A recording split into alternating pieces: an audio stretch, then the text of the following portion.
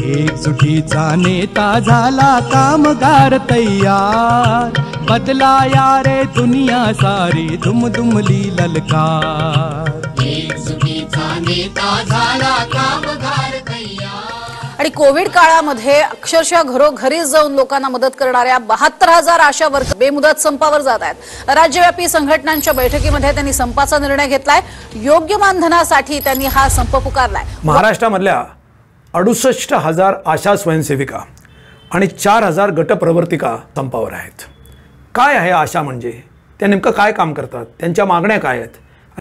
शासनाच्या आरोग्य विभागाची संपूर्ण जबाबदारी पार पाडणाऱ्या आशा आणि गटप्रवर्तक महाराष्ट्रामध्ये ज्या जवळजवळ 72-73 हजाराच्या संख्येने आहेत। आत्ताचा जो संप त्यांचा सुरू झालेला आहे तो संप प्रामुख्याने त्यांच्या 3 मागण्या आहेत। त्या 3 मागण्यामध्ये त्यांना कामगार म्हणून दर्जा मिळाला पाहिजे आणि किमान वेतन आशांसाठी 18 रुपये आणि प्रवर्तकांसाठी 26,000 रुपये महिन्याला ते मिळालं पाहिजे, अशी त्यांची एक प्रमुख मागणी आहे। आणि दिवाळीला त्यांना बोनस, इतर सेवा योजनेमध्ये काम करणाऱ्या कर्मचाऱ्यांना जे दिवाळीचा मानधन म्हणून त्यांना बोनस दिला जातो ते बक्षीस त्यांना ते दिलं गेलं पाहिजे सालाबादाप्रमाणे।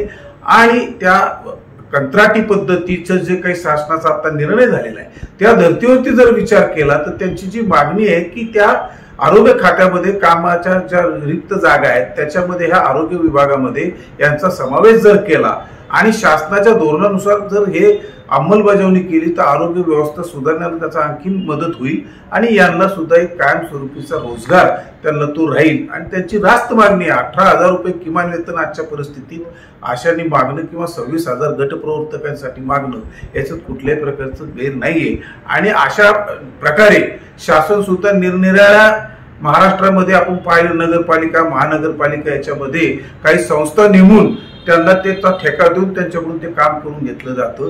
तेव्हा याचा विचार करता त्यांच्या ज्या ह्या मागण्या आहेत त्या रास्त आहेत। सरकार यांच्याकडे अगदी तुच्छतेने पाहतं आणि त्याप्रमाणे त्यांना वागणूक देतं। महिनाभर काम केल्यानंतर त्याच्यासाठी जे काही कागदपत्राचे झेरॉक्स काढावे लागतात, त्यांनी दैनंदिन काम केल्याचं ते सबमिट करावं लागतं, तर त्यांना त्याचा भत्ता म्हणून फक्त 50 रुपये त्यांच्या हातावर टेकवले जातात। आणि बाकीचे जे काही हे आहे तर हे पैसे सुद्धा त्यांना 3-3, 4-4 महिने दिले जात नाही।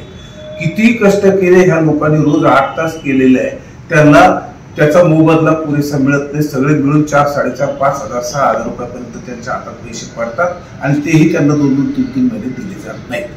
आरोग्याच्याकडे सरकारची जी तुच्छतेने पाहण्याची भावना ही संपूर्ण महाराष्ट्राच्या आता लक्षात आलेली आहे की जनतेच्या प्रती यांची कुठल्याही प्रकारची बांधिलकी सरकारची राहिलेली नाही। ते नांदेडच्या घटनावरून आणि इतर राज्यामध्ये आरोग्याच्या हॉस्पिटलमध्ये ज्या घटना आता घडतायत सरकारी हॉस्पिटलमध्ये त्याच्यातून आपल्याला दिसून येतं। सरकार एकीकडे घोषणा करते की 12 कोटी लोकांना महात्मा जन आरोग्य अभियानांतर्गत सर्व आरोग्य सुविधा आम्ही मोफत देऊ, परंतु जे आरोग्य सुविधा मोफत देऊ म्हणते त्याच्यामध्ये आरोग्याची काम धंदा करणारे त्याच्यामध्ये जी कर्मचाऱ्यांची वनवा आहे ते काम ह्या आशा आणि गटप्रवर्तक करतात आणि त्यांची अशी तुच्छ वागणूक देऊन त्यांना त्याच्यातून नाव उमेद करण्याचं काम हे सरकार करते। आणि काही ठिकाणी त्यांनी जे काही कॉन्ट्रॅक्ट पद्धतीने त्यांची नेमणूक केलेली आहे त्या लोकांचे मात्र गल्ले भरायचं काम हे सगळे अधिकारी आणि संबंधित लोक करतायत। याच्यामध्ये पहिले फडणवीस होते ना आता आपले मुख्यमंत्री शिंदे साहेब आहेत। आशा म्हणजे अक्रेडिटेड सोशल हेल्थ ॲक्टिव्हिस्ट, त्याचा जो शॉर्ट फॉर्म आहे तो आशा। या आशा ज्या आहेत त्या 2005 मध्ये केंद्र सरकारने जे नॅशनल रूरल हेल्थ मिशन म्हणजे राष्ट्रीय ग्रामीण आरोग्य योजना म्हणून जी सुरू केली त्याच्या अंतर्गत नेमल्या गेलेल्या स्वयंसेविका।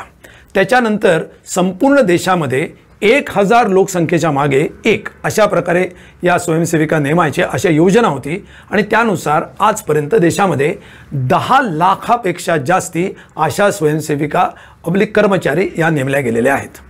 महाराष्ट्रामध्ये यांची संख्या मी आता सांगितली। या नेमकं काम काय करतात तर आणि त्याचा उद्देश काय आहे तर ग्रामीण भागामध्ये असा शहरी भागातल्या सुद्धा गरीब वस्तीमध्ये सर्वसामान्यांच्या वस्तीमध्ये जे सार्वजनिक आरोग्याशी निगडीत जे महत्त्वाचे मुद्दे आहेत, सामाजिक आरोग्याशी निगडीत जे महत्त्वाचे मुद्दे आहेत किंवा एकंदरच समाज विकासाचे निर्देशांक म्हणून जे समजले जातात त्याच्याशी निगडीत जे महत्त्वाचे मुद्दे आहेत त्याच्यावरती त्यांनी काम करावं अशी अपेक्षा आहे. त्यातला पहिला होतो तो म्हणजे बाल मृत्यू दर, की 1000 जे बालकं जन्माला आली म्हणजे जन्म झाले तर त्यापैकी किती बालकं ही मृत्युमुखी पडतात. असा जर एक आकडा काढला आपण तर त्याचा आकडा साधारण 2008-9 मध्ये हा 47 होता, तो आज 28 पर्यंत खाली आलेला आहे. एक. दुसरं माता मृत्यू दर, म्हणजे 1 लाख लाईव्ह बर्थ्स, म्हणजे 1 लाख जर जन्म झाले मुलांचे, जिवंत जन्म झाले, तर त्याच्यामध्ये किती महिलांचा मृत्यू होतो हा जर आकडा आपण पाहिला तर तो 240 होता 2008-9च्या दरम्यान. तो आता 113 पर्यंत खाली आलेला आहे. तिसऱ्या बाजूला जर सर्वसाधारण लोकसंख्या वाढ जर नियंत्रित ठेवायची असेल तर जनन दर, म्हणजे सरासरी जनन दर, जनन क्षमता ही किती आहे हा एक निकष महत्त्वाचा असतो. आणि म्हणून एका स्त्री मागे, म्हणजे एका विशिष्ट वयामधल्या स्त्रीच्या मागे किती जनन क्षमता, म्हणजे किती जन्म होतात आणि त्या आधारे हा एक जनन क्षमतेचा दर काढला जातो. तो जेवढा कमी तेवढा लोकसंख्या वाढीचा दर कमी आहे किंवा कमी राहील असं समजलं जातं. तर भारतामध्ये जो दर 3.2 होता तो प्रत्येक स्त्रीमागे, तो आता 2.2 पर्यंत खाली आला. हे तिन्ही दर जे आहेत हे खाली आले आणि भारताची एका अर्थाने जर आपण पाहिलं तर सामाजिकदृष्ट्या प्रगतीच्या दिशेने पावलं पडली असं आपण म्हणू शकतो. कशामुळे झालं आहे तर याच काळामध्ये आशा स्वयंसेविकांचं काम आणि या सर्व ग्रामीण आरोग्य योजनेचं काम हे विस्तारित झालं.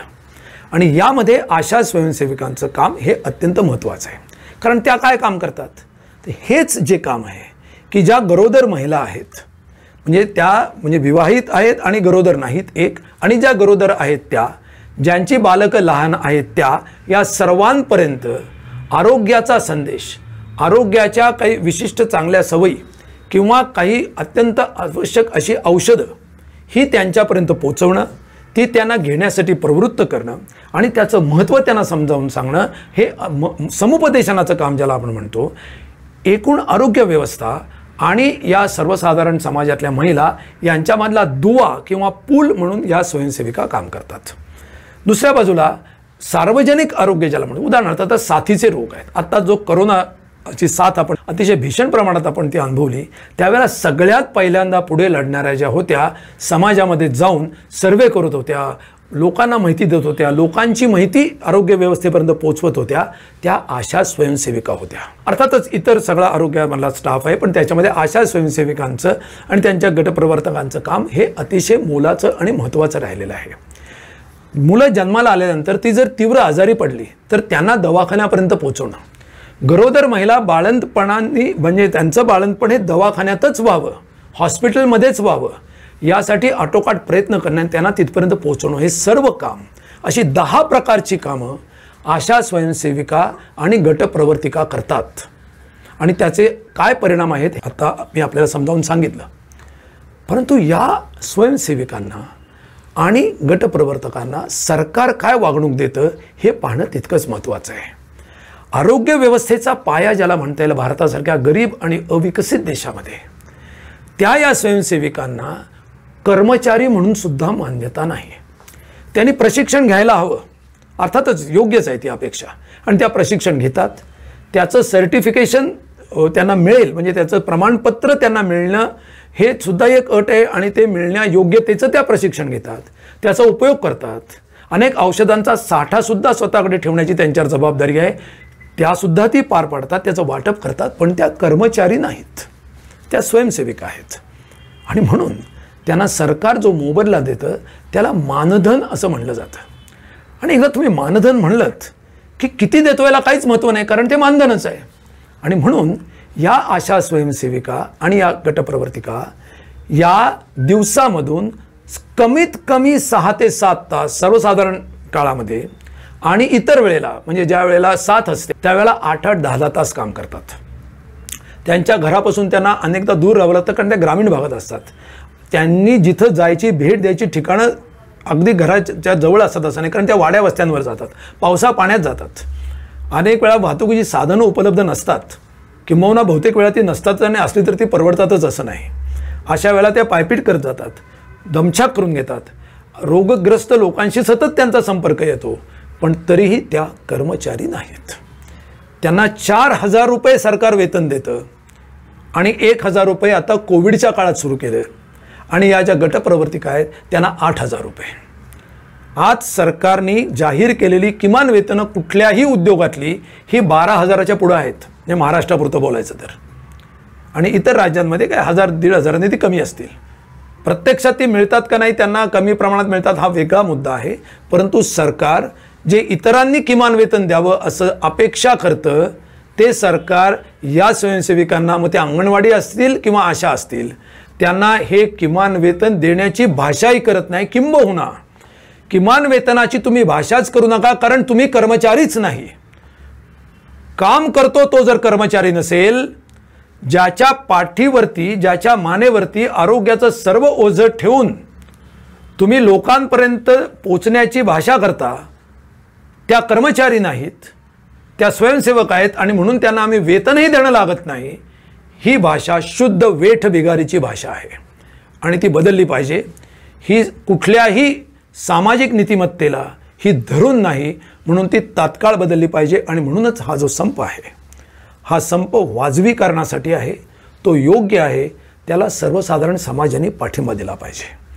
कारण याच्यापेक्षा कमी वेतन खरं म्हणजे आपल्या घरामध्ये, अनेकांच्या घरामध्ये ज्या घर कामगार किंवा ज्यांना मोलकरणी म्हणलं जातं त्या काम करतात, त्यांचंसुद्धा उत्पन्न हे याच्यापेक्षा जास्ती असतं. परंतु अशा स्वयंसेविकांना मात्र ते नाकारलं जातं आहे. आणि याच्याचबद्दल आज आपण हा जो विचार मांडला त्याचे आपण आता फक्त राष्ट्रीय पातळीवरची किंवा मॅक्रो लेवल ज्याला आपण म्हणतो समग्र पातळीवरची आकडेवारी काय निघते ते आपण बघूया. जर सरकारने असं ठरवलं ना, महाराष्ट्र सरकारने असं ठरवलं की या अशा स्वयंसेविकांना त्यांचं मागणं असं आहे की आम्हाला 18,000 रुपये किमान वेतन द्या महिन्याला, आम्हाला कर्मचारी म्हणून मान्यता द्या. समजा सरकारने ती 68,000 4,000 ज्या अनुक्रमे मी सांगितलं मगाशी त्यांच्या जर पूर्ण करायच्या ठरवल्या या अपेक्षा, तर सरकारला अधिकाधिक 3,000 कोटी रुपयाचा खर्च येईल वर्षाला. तोही सरकार करू इच्छित नाही. परंतु हे मोठमोठे अधिकारी, आमदार असतील, खासदार असतील, बडे IAS अधिकारी असतील, त्यांना करोनाच्या काळात असेल, करोनेतर काळात असेल, त्यांना त्यांची मोठमोठे पगार हे तसेच मिळत राहतात, त्याच्यापेक्षाही मोठी पेन्शन्स मिळत राहतात. परंतु यांना मात्र किमान वेतन नाकारलं जातं. ही वेठबिगारी बंद होण्याची गरज आहे आणि त्याच्यासाठीच मी सर्वसाधारण जनतेला, सर्वसाधारण समाजाला आवाहन करतो. विशेषतः जो समाज यांच्या आरोग्य सेवेचा लाभ घेतो त्यांच्याकडनं तर विशेष अपेक्षा करीन मी, कामगार चळवळीकडून मी अपेक्षा करीन की या आशा स्वयंसेवकांच्या मागं आपण उभं राहूया, त्यांना बळ देऊया आणि वेठबिगारी चालवून घेणाऱ्या आणि वेठबिगारीसाठीच लोकांना जबरदस्ती करणाऱ्या मानधन या नावाखाली सरकारला वटणीवर आणण्याचं काम आपल्याला आता करावं लागेल. एवढंच आवाहन करतो आणि मी या ठिकाणी थांबतो. या चॅनेलला सबस्क्राईब करायला विसरू नका. सबस्क्राईबचं बटन आणि नोटिफिकेशनचं बटन जरूर दाबा. यामुळेच आपल्यामधला संवाद असा चालू राहील. आपल्याला या व्हिडिओबद्दल जर काही म्हणायचं असेल, कधी प्रतिक्रिया नोंदवायची असेल तर आपलं मनपूर्वक स्वागत आहे. या चॅनलच्या खाली जी कॉमेंट बॉक्स आहे तिथं आपली प्रतिक्रिया जरूर नोंदवा. आपल्या मतांचा आम्ही आदर करतो. एवढं बोलून थांबतो. नमस्कार. न्यायासाठी लढण्यासाठी चला रे, घरात बसून भागणार नाही रस्त्यावरती चला रे, घरात बसून भागणार नाही रस्त्यावरती चला रे. जातीपातीनं गरिबा मंदी